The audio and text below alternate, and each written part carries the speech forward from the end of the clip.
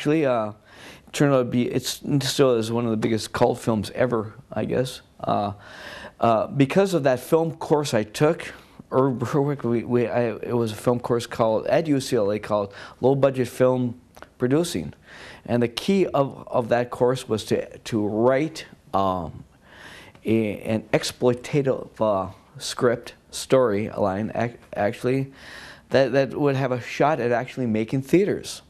Now, back in the day, a lot of art film they would make for a lot more than ultimately these films made, or cost, would never even make theaters. So I wrote this called Microwave Massacre. I was the only one to get an A in the course because we got it exploitable. We got it a good enough story that distributors would could possibly pick up if we ever were to get it done.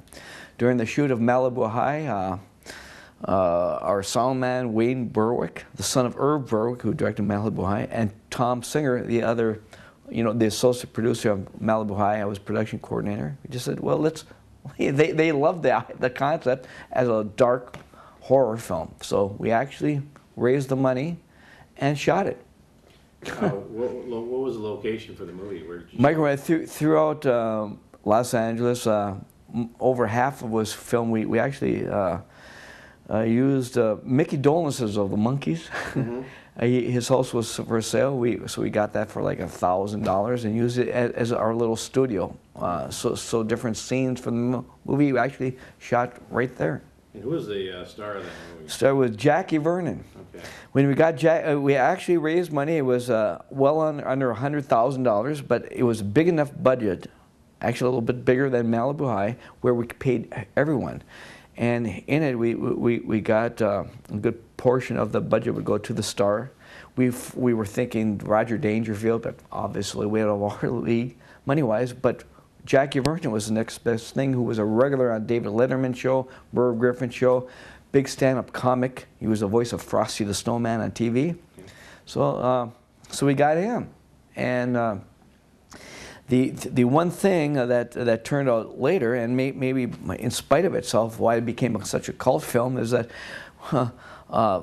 my partner wrote the script for my story, and we wanted it with dark humor. But but once we got Jackie Vernon involved, it kind of became tailor-made for Jackie Vernon, like a Jackie Vernon stand-up vehicle. So if you see some of the dialogue, which is kind of funny, but it wasn't totally my originally concept.